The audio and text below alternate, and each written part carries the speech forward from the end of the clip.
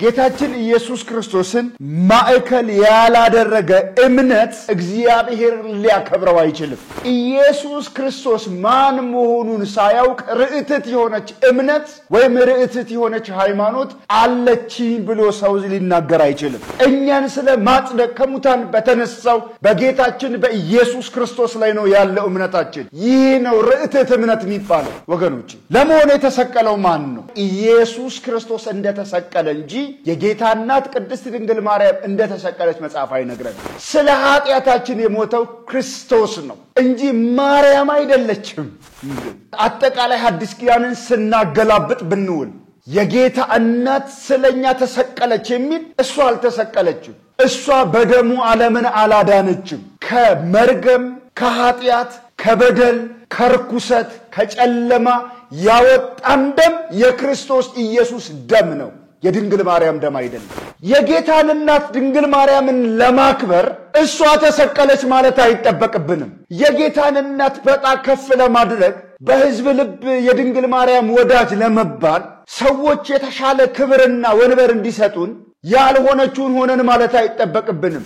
አንድም ስፍራ በመጽሐፍ ቅዱሳችን ውስጥ የያዕቆብ መሰላል የጌታ እናት ድንግል ማርያም ናት የሚል የለም። ስለዚህ የያዕቆብ መሰላል ቢሆን ክርስቶስ ኢየሱስ እንደሆነ ልናስተውል ይገባናል። ስለዚህ ያዕቆብ ያየው ህልም ክርስቶስ ኢየሱስ ነው ፍቺው። መላእክት ሲወጡበትና ሲወርዱበት የታየው በመሰላሉ ጫፍ ላይ እግዚአብሔር ታይቷል። ስለዚህ ያ መሰላል እሱ ነው። ሰው ከሰማይ ጋር የታረቀበት፣ ሰው ከምድር ወደ ሰማይ የሚወጣበት በረከት፣ ደስታም፣ እረፍት፣ የዘላለም ዋስትና የተገለጠበት እርሱ ክርስቶስ ኢየሱስ ነው የያዕቆብ መሰላል።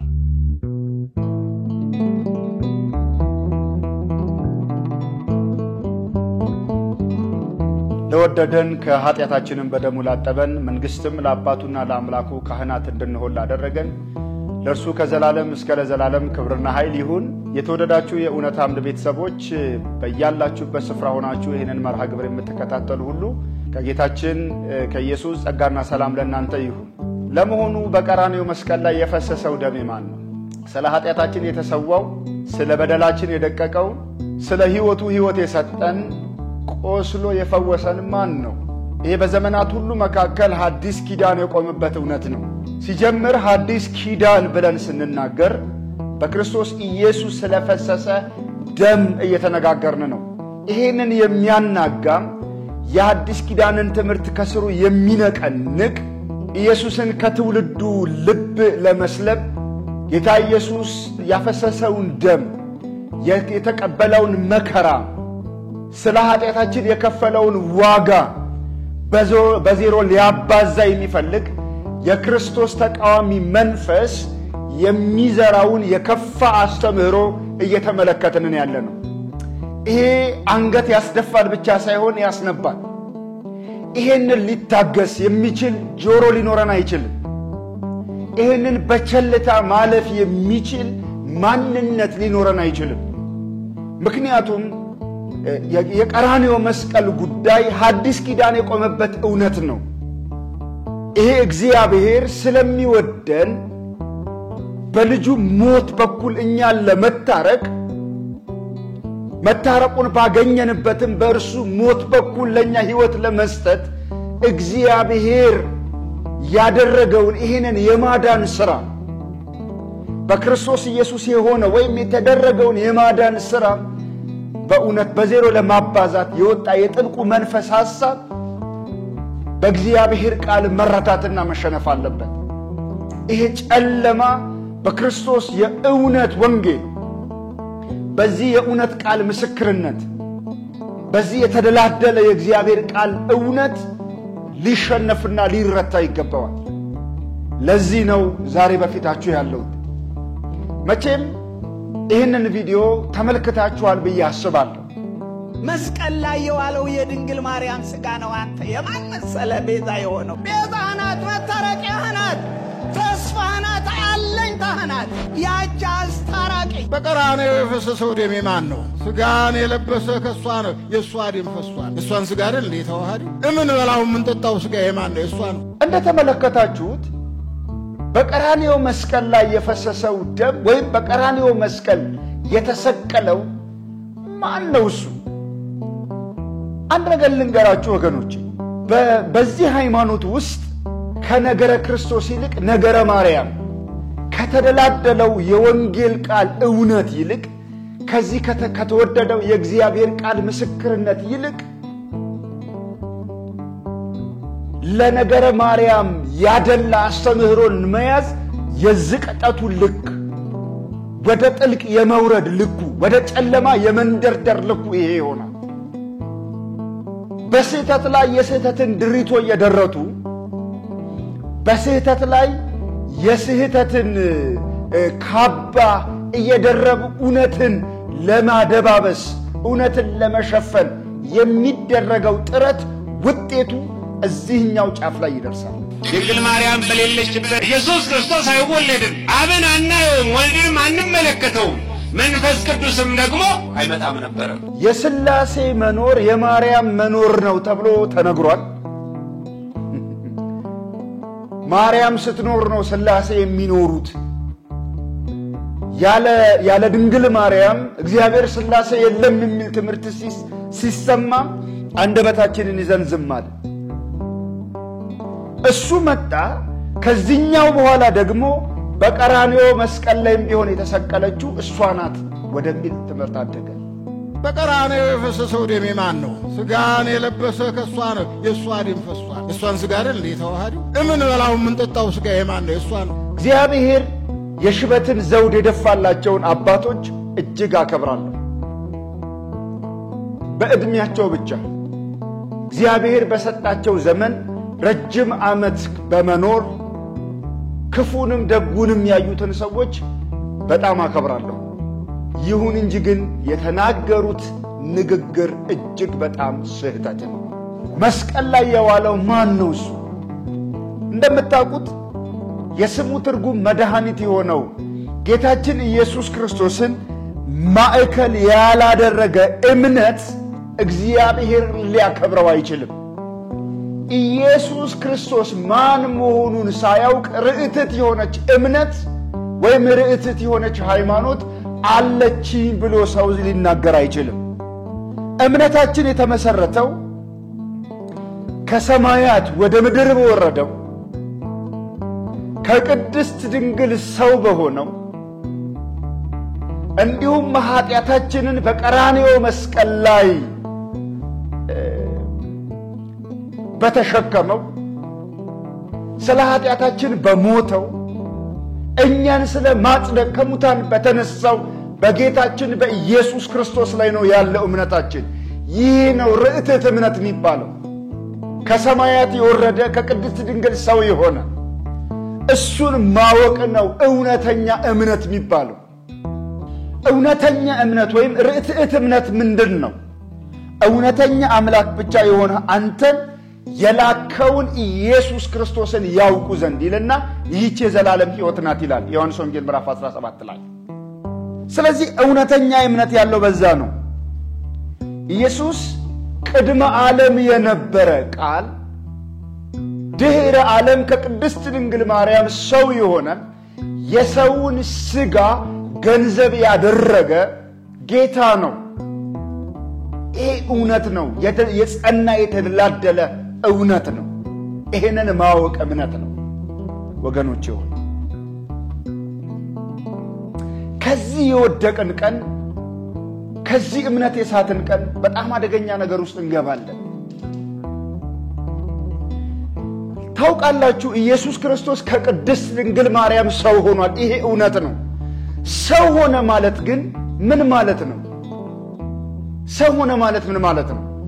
የሰውን ባህሪ ገንዘብ አደረገ ማለት ነው። ሰው ሆነ ማለት ማርያምን ሆነ ማለት አይደለም። ሰው ሆነ ማለት በአጠቃላይ ከቅድስት ድንግል ነው ሰው የሆነው። ይሁን እንጂ ግን ሰው ሆነ ማለት የሰውን ባህሪ ገንዘብ አደረገ ማለት ነው። የሰው ማንነት ኖረው ማለት ነው። ጌታችን ኢየሱስ ከቅድስት ድንግል ሰው ሆኗል። አዎ ሰው ሆኗል። የሰውን ባህሪ ገንዘብ አድርጓል። የሰው ማንነት አለው ማለት እንጂ ማርያምን ነው ማለት አይደለም። ይሄ ሊሰመርበት ሊታወቅ ይገባዋል።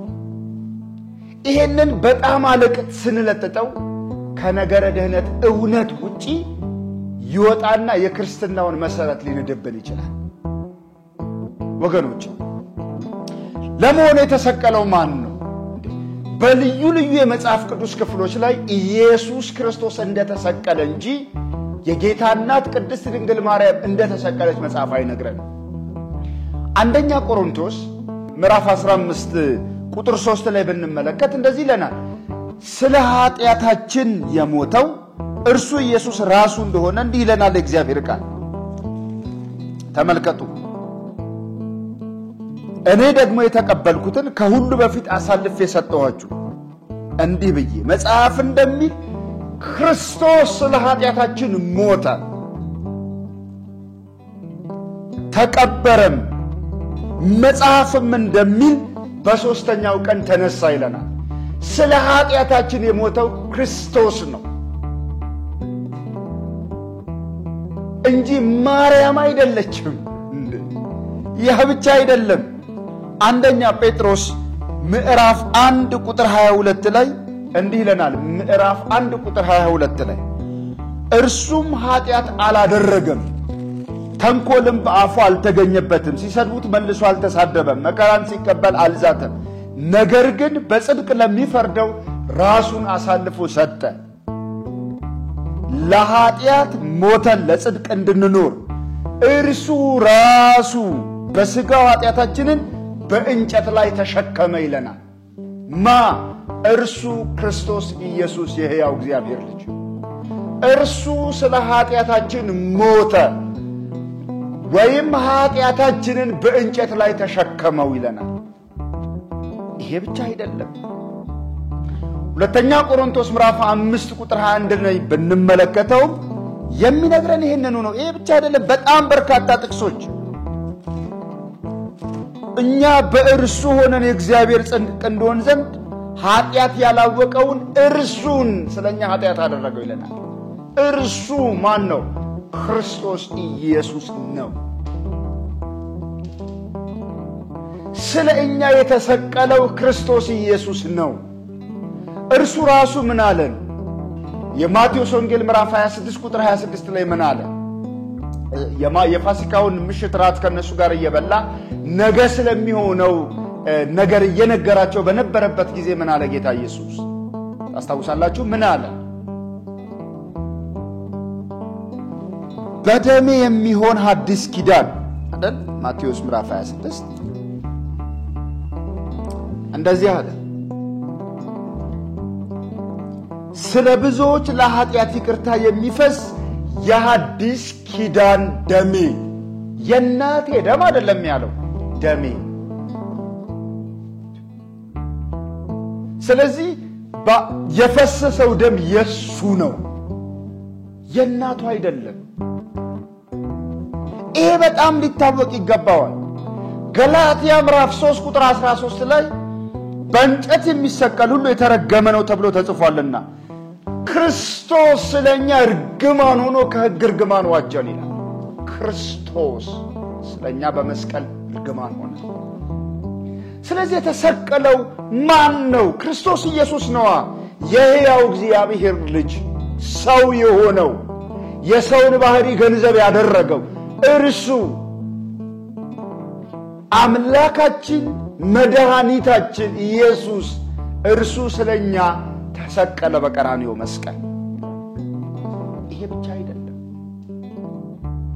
የኤፌሶንን መልእክት ብናይ የሌሎቹን መልእክታት አጠቃላይ ሐዲስ ኪዳንን ስናገላብጥ ብንውል የጌታ እናት ስለኛ ተሰቀለች የሚል ፈጽሞ አናገኝ። አንዳንዶች በድፍረት ምን ሲሉ ሰምተናቸዋል? ዕለተ ዓርብን የጌታ እናት የስቅለት ቀን ይሉታል። ኖ፣ የጌታ እናት የስቅለት ቀን አይደለም። የጌታ የኢየሱስ የስቅለት ቀኑ ነው ዕለተ ዓርብ የሚታሰበው። እሷ አልተሰቀለችም። እሷ በደሙ ዓለምን አላዳነችም። ከመርገም፣ ከኃጢአት፣ ከበደል፣ ከርኩሰት ከጨለማ ያወጣን ደም የክርስቶስ ኢየሱስ ደም ነው፣ የድንግል ማርያም ደም አይደለም። ይሄ በጣም ሊታወቅ ይገባዋል። ይሄ ሐዲስ ኪዳን ነው። ይሄንን ከሳትን ከርትዕት እምነት እንስታለን፣ ከርትዕት ሃይማኖት እንወጣለን። የጌታን እናት ድንግል ማርያምን ለማክበር እሷ ተሰቀለች ማለት አይጠበቅብንም። የጌታን እናት በጣም ከፍ ለማድረግ በሕዝብ ልብ የድንግል ማርያም ወዳጅ ለመባል ሰዎች የተሻለ ክብርና ወንበር እንዲሰጡን የሃይማኖት ጠበቆች አድርገው ሰዎች እንዲናገሩልን የግድ በዚህ መጠን ያልሆነችውን ሆነን ማለት አይጠበቅብንም። እንዲህ ስናደርግ የምንገኝ ከሆነ የእግዚአብሔር ጠላቶች ሆነን እንገኛለን። የእውነት ተቃዋሚዎች ሆነን እንገኛለን። በእውነት እግዚአብሔርን የሚበድል ክፋት በውስጣችን ውስጥ ይበቅላል። እግዚአብሔርን የሚያስከፋ ነገር ይገኝብናል። ይሄ በጣም አስቸጋሪ ነው ወገኖች። ይሄ ብቻ አይደለም። የደህንነት ሥራ ውስጥ የጌታችን የኢየሱስ እናት ምንም አይነት ድርሻ የላትም። እደግመዋለሁ፣ የደህንነት ሥራ ውስጥ የጌታ እናት ድርሻ የላትም። ባለፈውም ቪዲዮ ላይ ብያለሁ፣ ምክንያተ ድህነት አይደለችም። እኛን ለማዳን እግዚአብሔር ምክንያቱ የራሱ ፍቅር ነው።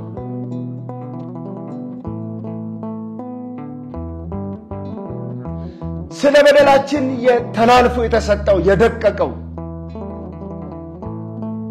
ኃጢአትን በጽድቅ የከደነልን ጨለማን በብርሃን የተካልን ወደ ራሱ መንግሥት ያፈለሰን እግዚአብሔር ምክንያቱ የራሱ ፍቅር ነው። እኛን ለማዳን ደካሞች ሳለን ወደደን እግዚአብሔር። በመገረፉ ቁስል ተፈወሳችሁ፣ አሁን ግን ወደ ነፍሳችሁ እረኛና ጠባቂ ተመልሳችኋል ይለናል መጽሐፍ። ጴጥሮስ እንደዛ ይላል። ወገኖቼ ሆይ ታውቃላችሁ የዳንበት ደም ምን አይነት እንደሆነ? ይሄ ነገረ ደህንነትን አኮስሶ ማየት፣ የዳንበትን እውነት እንደ ተራ ነገር መቁጠር በጣም አስቸጋሪ ነው። ይኸውላችሁ ጴጥሮስ አንደኛ ጴጥሮስ ምዕራፍ 1 ቁጥር 18 ላይ ከአባቶች ከወረሳችሁት ከከንቱ ኑሯችሁ በሚያልፍ ነገር በብር ወይም በወርቅ ሳይሆን ነውርና እድፍ እንደሌለው እንደ በግ ደም በክቡር በክርስቶስ ኢየሱስ ደም እንደተዋጃችሁ ታውቃላችሁ ይለናል። ነፃ ያወጣን የክርስቶስ ኢየሱስ ደም ነው።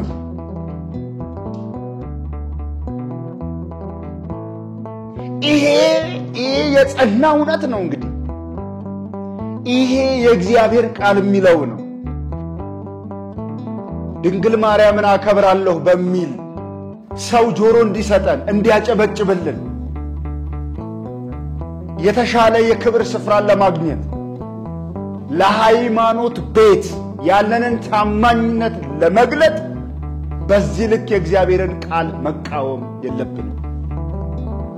ልታውቁ ልታስተውሉ ይገባል። እኔ አሁንም ይሄንን ትምህርት የተቃወሙ የኦርቶዶክስ ቤተክርስቲያን ወንድሞችን አይቻለሁ። አዎ መቃወማችሁ በጣም ጥሩ ነው። ይሁን እንጂ ግን እንዳለ እውነቱን በቃ ሳትሉ ጠጡት።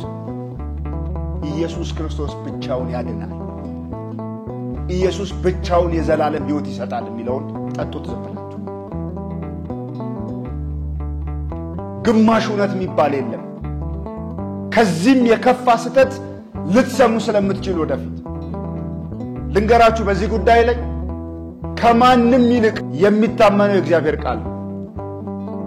በዘመናት ካሉት የሃይማኖት ትምህርት አስተማሪዎች፣ የእምነት አርበኞች በዘመናቸው ሁሉ እግዚአብሔርን አገልግለው ከኖሩ ሰዎች ይልቅ የሚታመነው የጸናው የእግዚአብሔር ቃል ነው። ይሄንን እመኑት፣ ተቀበሉት። በሌላ ሁኔታ አንድ አባት ሲሉ ሰምተናል። መታረቂያ ናት። ኖ መታረቂያ አይደለችም የጌታ እናት ቅድስት ድንግል ማርያም። መታረቂያ ማለት ምን ማለት እንደሆነ እንመልከት። መታረቂያ ማለት ማስተስሪያ የሚባለው ነው። በእግዚአብሔር ቃል ውስጥ በአብዛኛው መታረቂያ ማስተስሪያ በሚል ቃል ይታወቃል። ማስተስሪያ ማለት ወይም ማስተስረይ ማለት መክደን፣ መሸፈን፣ ቁጣን ማራቅ፣ ማንጻት፣ ይቅር ባዩ ይቅር እንዲል ማድረግ፣ በደልን ኃጢአትን ይቅር ማስባል፣ እርቅን ማስገኘት፣ ኃጢአትን ማስተስረይ፣ ይቅርታ ማሰጠት፣ ኃጢአትን ተከትሎ የሚመጣን ቅጣትን ወይም ቁጣን ማብረድ የሚሉ ቃላት ይፈቱለታል። ወይም እንዲህ የሚል ትርጉም አለ። ኃጢአትን የሚያጥበው የፈሰሰው ደም ነው። ይህንን በዘሌዋውያን ምዕራፍ 6 በዘሌዋውያን ምዕራፍ 8 ማየት ትችላላችሁ። ኃጢአትን የሚያስተሰርየው የፈሰሰው ደም ነው። ወይም ኃጢአትን የሚያጥበው የፈሰሰው ደም ነው። በአዲስ ኪዳን የፈሰሰው የክርስቶስ ኢየሱስ ደም ነው። የክርስቶስ ኢየሱስ ደም ነው ኃጢአትን ምንም ያለው የሚያጥበው። ስርየት ወይም ይቅርታን የሚያሰጠው የክርስቶስ ኢየሱስ ደም ነው። መጽሐፍ ምን ይለናል? ዕብራውያን ምዕራፍ 9 ቁጥር 22 ላይ እንደ ሕጉም ከጥቂቶች በቀር ነገር ሁሉ በደም ይነጻል ካለ በኋላ ደም ሳይፈስ ስርየት የለም ይለናል። ስርየት ማለት ይቅርታ፣ ደም ሳይፈስ ስርየት የለም። ለዚህ ነው አስታራቂ አንድ ነው የምንለው። ኢየሱስ ከአብ ጋር የታረቅንበት መታረቂያ ነው። እሱ ነው አስታራቂያችን። ከአብ ጋር የሚያስታርቀን ኢየሱስ ነው። ይህንን ክፍል ተመልከቱ። ሮሜ ምዕራፍ 3 ላይ አንድ ቃል ላስታውሳችሁ። ሮሜ ምዕራፍ 3 እርሱንም እግዚአብሔር በእምነት የሚገኝ በደሙም የሆነ ማስተስሪያ አድርጎ አቆመው። ይህም በፊት የተደረገውን ኃጢአት በእግዚአብሔር ችሎታ ስለመተው ጽድቁን ያሳይ ዘንድ ነው። ራሱም ጻድቅ እንዲሆን በኢየሱስ ክርስቶስ የሚያምነውን እንዲያጸድቅ አሁን በዚህ ዘመን ጽድቁን ያሳይ ዘንድ አለው ይለናል እግዚአብሔር ቃል። ወይም ጽድቁን ያሳይ ዘንድ ነው ይላል። ስለዚህም እርሱን በደሙ የሆነ ማስተስሪያ ወይም መታረቂያ አድርጎ አቆመው። ስለዚህ አሁን እግዚአብሔር የሚያየው የፈሰሰውን ደም ወይም መታረቂያ አድርጎ ያቆመውን ማንነት ነው። ሰው ከእግዚአብሔር ጋር የሚታረቀው ይቅርታ በማግኛ ወይም በማስተስሪያው በክርስቶስ ኢየሱስ ነው።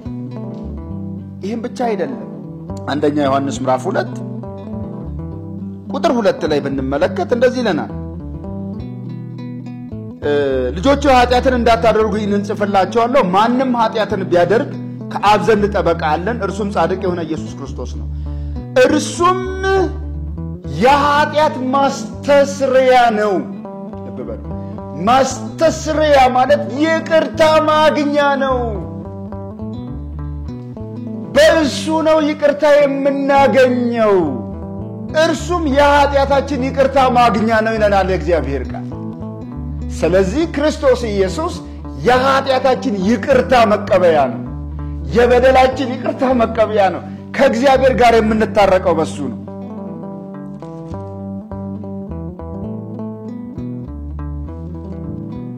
አንደኛ ዮሐንስ ምዕራፍ 4 ቁጥር 10 ላይ ያለውን ልጨምራል አስታውሳችሁ።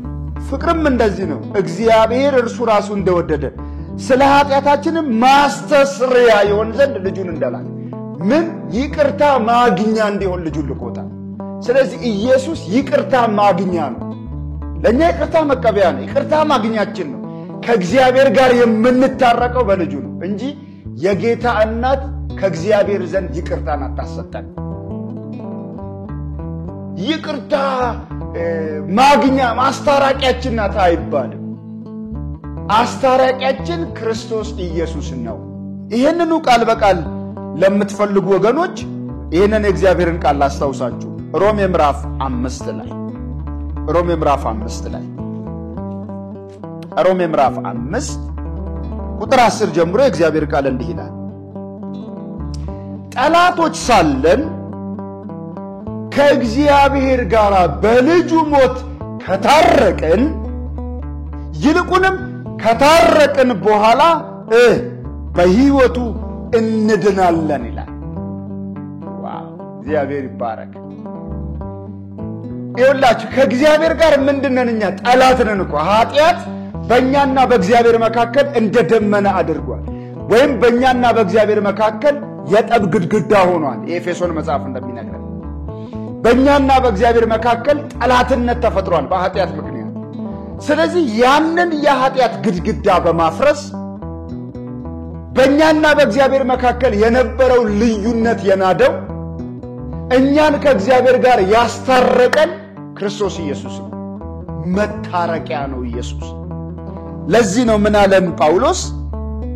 ይልቁንም አሁን በደሙ ከጸደቅን፣ በማደም በክርስቶስ ኢየሱስ ደም እንጂ በጌታ እናት ደም አይደለም። በልጁ ሞት ነው ወይም በልጁ ደም ነው የጸደቅነው። በልጁ ደም ከጸደቅን በእርሱ ከቁጣው እንድናለን። ጠላቶች ሳለን ከእግዚአብሔር ጋር በልጁ ሞት ከታረቅን፣ በማን ሞት? በልጁ ሞት እንጂ በልጁ እናት ሞት አይደለም። በልጁ እናት ሞት አይደለም። በጌታ እናት በቅድስት ድንግል ሞት አይደለም። በልጁ ሞት ማለት በማን ሞት? በክርስቶስ ኢየሱስ ሞት ማለት ነው። በእርሱ ሞት ከታረቅን ይልቁንም ከታረቅን በኋላ በሕይወቱ እንድናለን። ስለዚህ አስታራቂ ማን ነው? አስታራቂ ክርስቶስ ኢየሱስ ነው። በእግዚአብሔርና በሰው መካከል ያለው መካከለኛው አንድ ነው፣ እሱም ክርስቶስ ነው ተብሏል። ስለዚህ እሱ አስታራቂ ነው። በሞቱ አድኖን በደሙ አጽድቶን ከእግዚአብሔር ጋር ያስታረቀን ክርስቶስ ኢየሱስ ይባላል። ይሄ መሰረተ እምነት ነው። ከዚህ መካድ፣ ከዚህ መጉደል በጣም አደገኛ ጥፋት ነው የሚሆነው። አለኝታችንም እሱ ኢየሱስ ነው።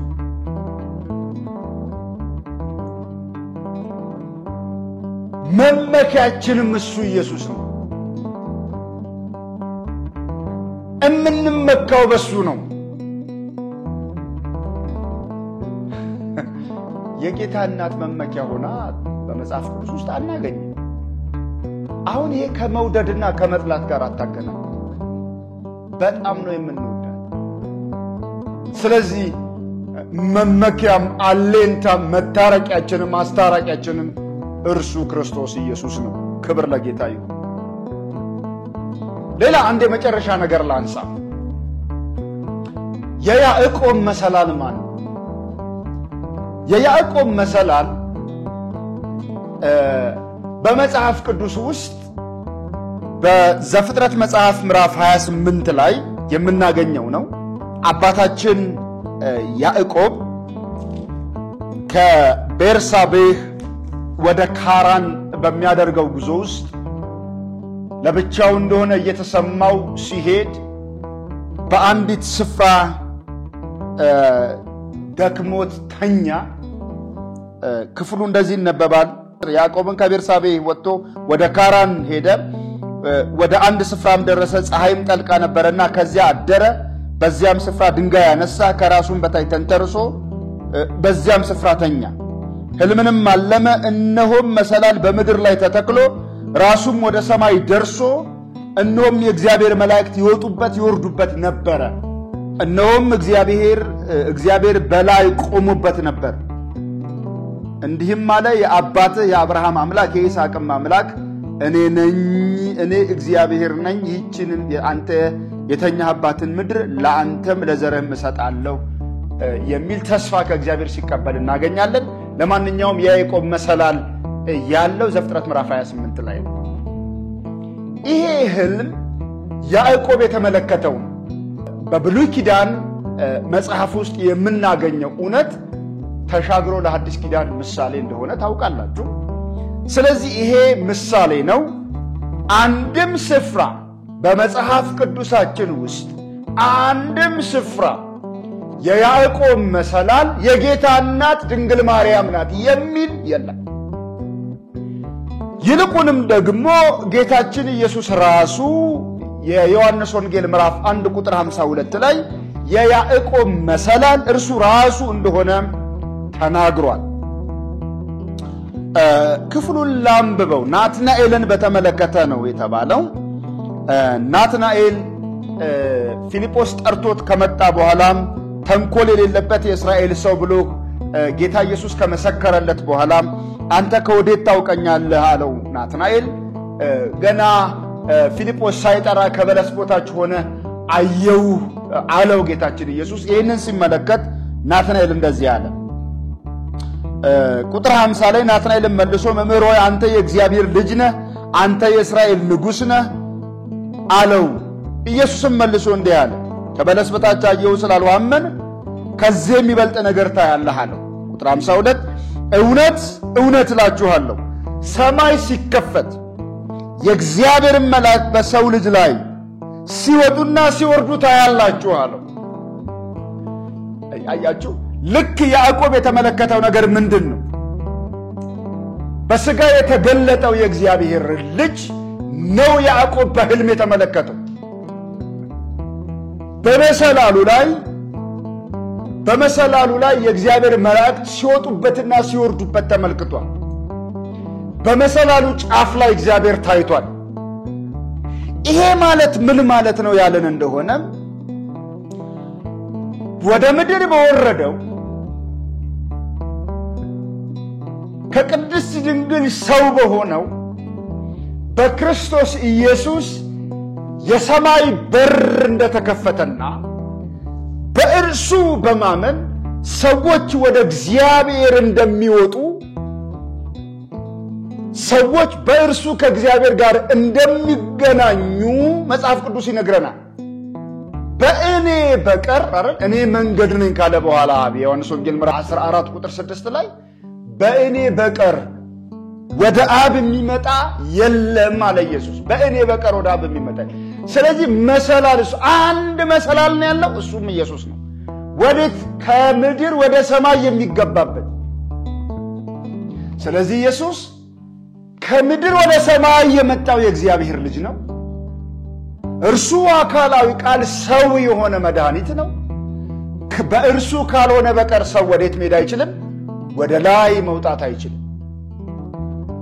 ስለዚህ የያዕቆብን መሰላል ቢሆን ክርስቶስ ኢየሱስ እንደሆነ ልናስተውል ይገባናል።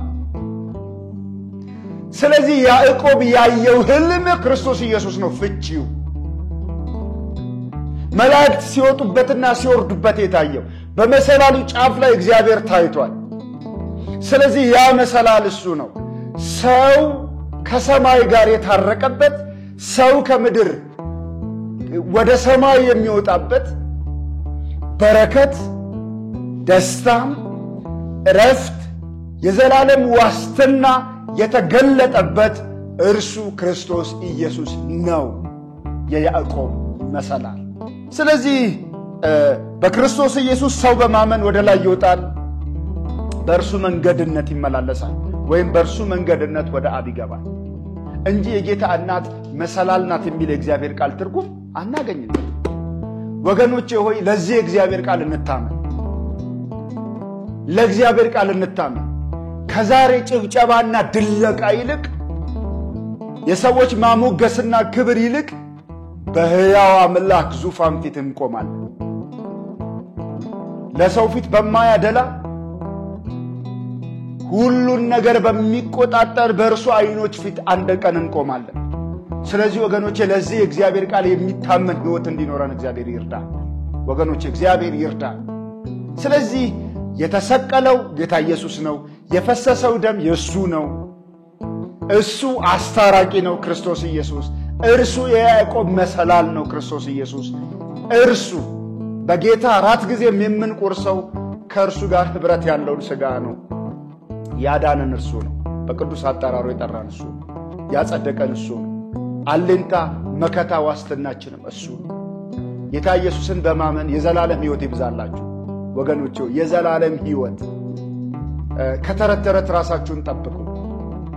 ከትውልዶች ታሪክ ራሳችሁን ጠብቁ። በእውነት እግዚአብሔርን ከማያከብር የተረገመ ትምህርት ራሳችሁን ጠብቁ። ወደ ጨለማ ከሚነዳ ወደ ሞት ከሚገፋ ክህደት ከሆነ ኢየሱስን ከሚያሳንስ ትምህርት ራሳችንን እንጠብቅ። በነገር ሁሉ ጸጋ ይብዛላችሁ፣ ተከናወኑ። ምናልባት በዚህ ጉዳይ ላይ እና ባለፈውም ብያችኋለሁ አስፈላጊ ሆኖ ሲገኝ ከወንድሞች ጋራ ውይይት የምናደርግበት ይሆናል ብዬ አስባለሁኝ። ጸጋና ሰላም ይብዛላችሁ። መልእክቱ ለሌሎች ሼር በማድረግ አገልግሎታችንን አስፉ። ጸጋ ሰላም በክርስቶስ ኢየሱስ ይሁንላችሁ።